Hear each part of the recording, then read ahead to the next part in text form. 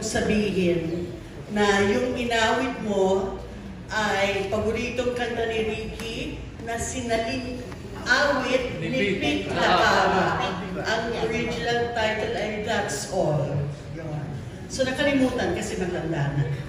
Salamat! Yes! Okay, yes. Ngayon, tatawagin natin ang isa sa isang pinakamalapit na kaibigang babae ni Ricky, walang iba, kundi si Irma Adlawan.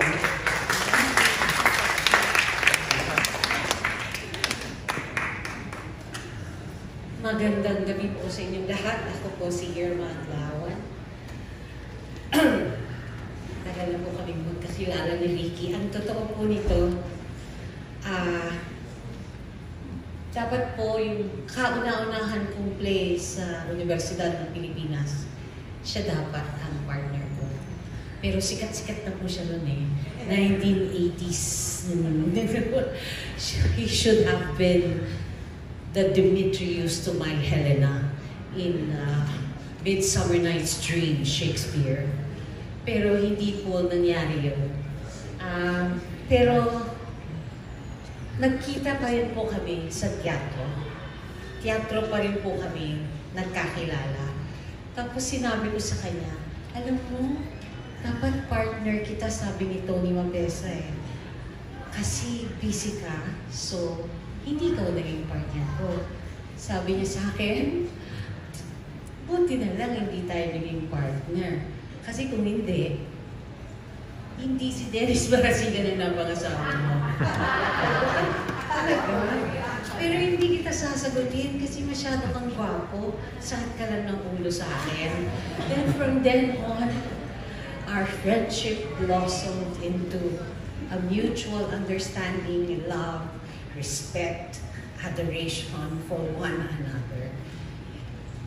Every time I do a play, of course, there are some very sensitive scenes where we kiss, we hug, and if it's Ricky, kahit alam kong alembong siya, kahit alam ko, alembong ka naman talaga, Ricardo, kahit alam kong alembong siya, I always feel very, very safe with him. I never, ever felt any of the abuse or the overstepping the line, anything. If it's Ricardo, I'm always safe. And I haven't told a lot of people about this. The reason why I got into show business is because of him. Yung pong tatay ng mga anak ko ay naging AD ni Israel Bernal. I have been invited several times to be part of Ishmael's film. But I'm always very scared. I look at myself like I'm just a theater actor, and during that time, they look at theater actors differently as nowadays. We were just theater actors then. And I was very scared of the system of show business bago pa po nagkaroon ng cut-offs at Eddie Garcia Law. Ang work day po ay from 24 to 30 hours a day. And there is really, no matter what you say, a star system in show business, which I'm very scared of because I don't consider myself as, you know, somebody. So, alam kong I will just be a Chikwara. So, sabi ko kay Ricardo, hindi ko kaya. Hindi ko kakayanin because the system is very different from theater.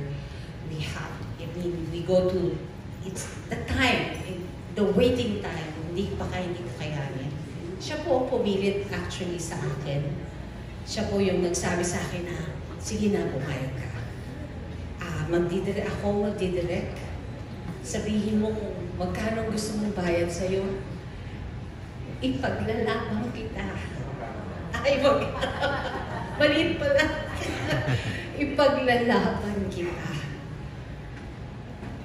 Ipaglalaban kita, sabi niya sa akin. Then sabi ko, huwag mo akong papabayaan ha.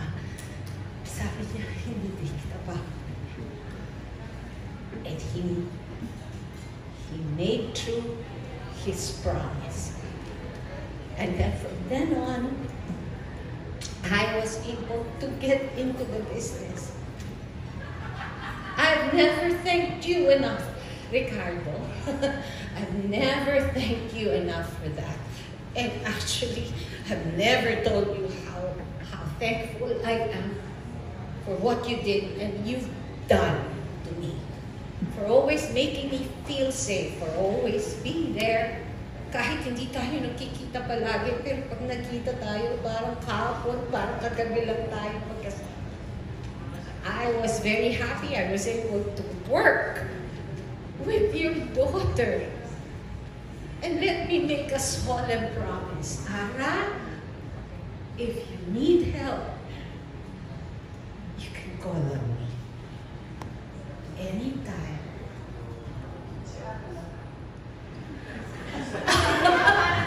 Hindi ko. Hindi. Ito kasi Ricardo to eh. The Ricardo Jr. to eh.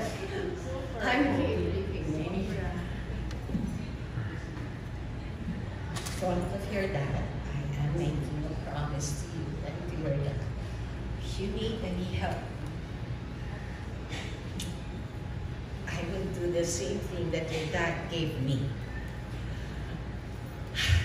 At ipapabaon ko sa iyo, Ricardo, na lagi kong sinasabi pag nagkikita tayo, mas magaling ka.